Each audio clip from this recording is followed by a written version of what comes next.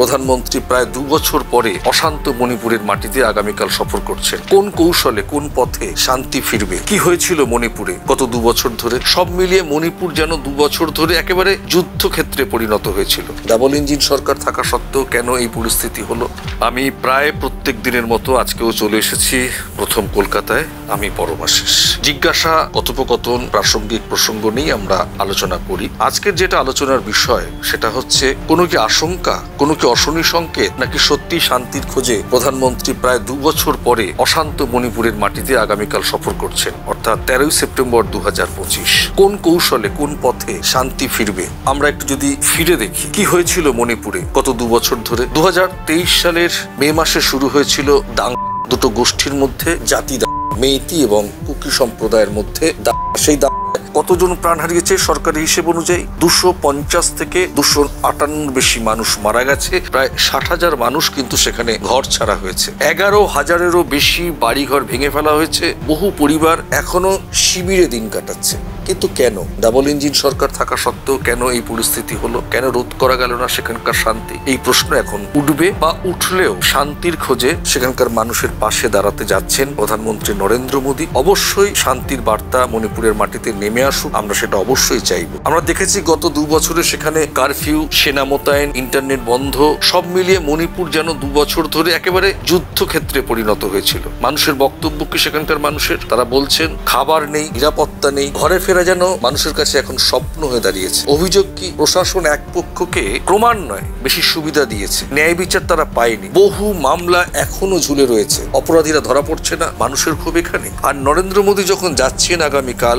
সংবাদ মাধ্যমের খবর গত 2 দিন আগে 3 জন বিধায়ক বিজেপি থেকে কংগ্রেসে যোগদান করেছে, এবং গতকালই বোধহয় 40 থেকে 43 জন বিজেপি নেতা তারাও কিন্তু কংগ্রেসে যোগদান করেছে। লোকজন বলছে সরকার আমাদের রক্ষা করতে পারছে না, তাই দল পাল্টানোই একমাত্র পথ। তাহলে নরেন্দ্র মোদী কেন যাচ্ছেন, কি নিয়ে যাচ্ছেন, কোন কারণে যাচ্ছেন? এইসব প্রশ্ন কিন্তু এখন অবশ্যই ওঠা উচিত। কেন বলছি এই কথাগুলো? বিষয়টা হচ্ছে মোদীর সফরে, প্রধানমন্ত্রী মোদীর সফরে আগামীকাল থাকছে। কি হবে সেখানে? প্রধানমন্ত্রী চূড়াচাঁদপুর ও ইম্ফলে সভা করবেন বলে কিন্তু এখনো পর্যন্ত যেটা খবর, এবং ক্ষতিগ্রস্তদের সঙ্গে দেখা করবে, পুনর্বাসনের প্রতিশ্রুতি দেবেন, উন্নয়নমূলক প্রকল্প ঘোষণা হতে পারে। কি প্রশ্ন উঠছে, উন্নয়ন কি শান্তির গ্যারান্টি দিতে পারবে? সেখানকার মানুষদের বক্তব্য কোথা থেকে জানছি? সংবাদ মাধ্যম, গণমাধ্যম। প্রধানমন্ত্রী যাওয়ার আগে, গত কয়েকদিন আগে জাতীয় সড়ক খুলে দেওয়া হয়েছে, কিন্তু সংবাদ মাধ্যমে শোনা যাচ্ছে প্রধানমন্ত্রী শান্তি ফেরাতে আসুক, কিন্তু তাকে সম্ভাষণ অনুষ্ঠানে আনানোর জন্য যে অনুষ্ঠান হবে সেখানে অনেকে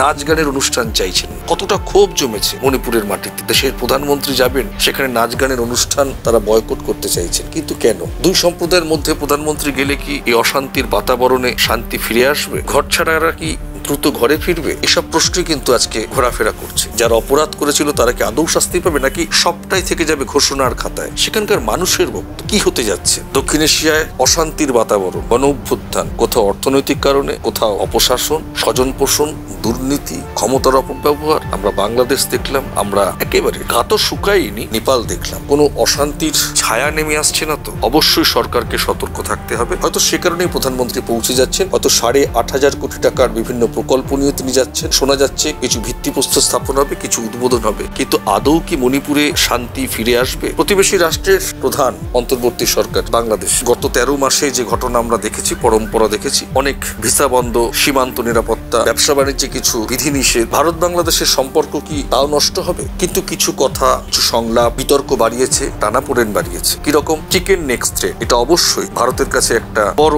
চ্যালেঞ্জ। ভারত তো অবশ্যই মোকাবিলা করবে, কেন করবে না? এত বড় দেশ, 140 কোটি মানুষের দেশ।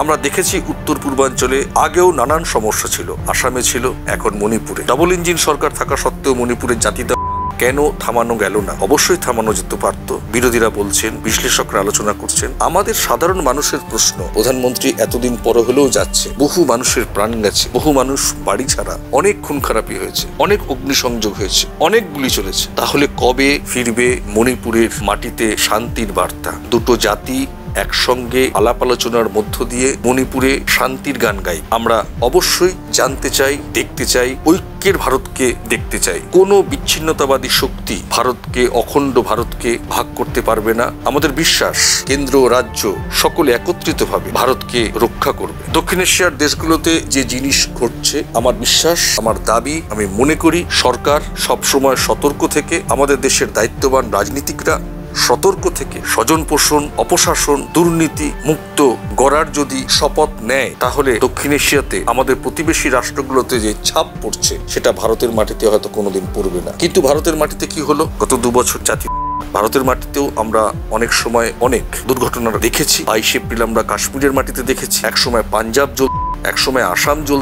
গতকালও মাওবাদী দমনে অনেকটা সরকার পদক্ষেপ নিয়েছে, কিন্তু মানুষের মনে এই ক্ষোভ বিক্ষোভ কেন? এটা কিন্তু সরকারের খুব দ্রুততার সঙ্গে পশ্চিমী দেশগুলোর থেকে শিক্ষা নিয়ে এগোনোর দরকার। আবারও বলছি, প্রধানমন্ত্রীর আগামীকালের সফর মণিপুরে শান্তি ফিরিয়ে আনবে তো? আমরা অবশ্যই আশাবাদী। মণিপুরে শান্তি নামুক, স্বস্তি নামুক, দুটো জাতি এক হয়ে মণিপুরের মাটিকে ভালোবাসুক, শান্তির গান গাক। রাজনীতির জায়গায় থাকবে, দলবদল থাকবে, হয়তো আস্থা রাখতে পারছে না, কিন্তু মণিপুরবাসীর জন্য সেই শুভকামনা থাকলো। প্রধানমন্ত্রীর সফর বিরোধীরা অবশ্যই রাজনৈতিকভাবে মোকাবিলা করবে, রাজনৈতিকভাবে করা হোক, ভারতকে বিচ্ছিন্ন করে নয়। কোনো অপশক্তির দ্বারা ভারতকে ক্ষতি করার যদি কেউ চেষ্টা করে, ভারত সরকার, দেশের স্বরাষ্ট্র মন্ত্রক, দেশের সমস্ত রাজনৈতিক দল ঐক্যমত্যের ভিত্তিতে যেমন 22 এপ্রিলের মোকাবিলা করেছিল, তেমনই ভাবে ভারতের যে কোনো বিচ্ছিন্নতাবাদী শক্তিকে, যে কোনো দাঙ্গাকে, যে কোনো দমনকে তারা থামাতে সক্রিয় ভূমিকা নেবে, এই আশা ব্যক্ত করছি।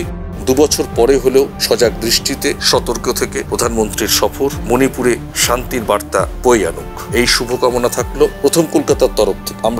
আমাদের আলোচনা কেমন লাগলো? কোনো এর কাছে ভারত কখনোই মাথা নোয়াবে না, নোয়ায়নি, কিন্তু ভারত সতর্ক যে থাকবে সেটা কিন্তু অবশ্যম্ভাবে এই মুহূর্তে জরুরি। দক্ষিণ এশিয়ার দেশগুলোতে কোথাও অর্থনীতি, কোথাও অপশাসন, কোথাও দুর্নীতি, কোথাও স্বজন পোষণ, সব নিয়ে কিন্তু দক্ষিণ এশিয়াতে কিন্তু এখন বড় চ্যালেঞ্জ হয়ে দাঁড়িয়েছে গণবিক্ষোভ, গণ অভ্যুত্থান। সেই জায়গা থেকে ভারত নিশ্চয়ই সতর্ক দৃষ্টি থেকে একেবারে সমুদ্র হিমাচল ভারতকে রক্ষা করবে, সেই আশা আমরা প্রথম কলকাতার পক্ষ থেকে ব্যক্ত করছি। আমাদের আলোচনা কেমন লাগলো? ভালো বা মন্দ যাই লাগুক না কেন, কমেন্ট বক্সে কমেন্ট করবেন। ভালো লাগলে ভালোটা লিখবেন, মন্দ লাগলে মন্দটা লিখবেন। আমরা চাই ভারত সকল প্রতিবেশী রাষ্ট্রের সঙ্গে সুন্দরভাবে, সুষ্ঠুভাবে যেরকম সম্পর্ক থাকা উচিত, অর্থনৈতিক, বাণিজ্যিক, সাংস্কৃতিক সব সম্পর্ক বজায় রেখে ভারত তার ক্ষমতা বলে, তার লোক বলে, তার ঐক্যের মধ্যে তারা যে বিস্তার করে, গণতন্ত্রের মধ্য দিয়ে যারা বিস্তার করে, সবকিছু দাঙ্গাকে, সংঘর্ষকে হয়তো ঘটেছে এতদিন পরে হলেও প্রধানমন্ত্রী যাচ্ছেন, একটা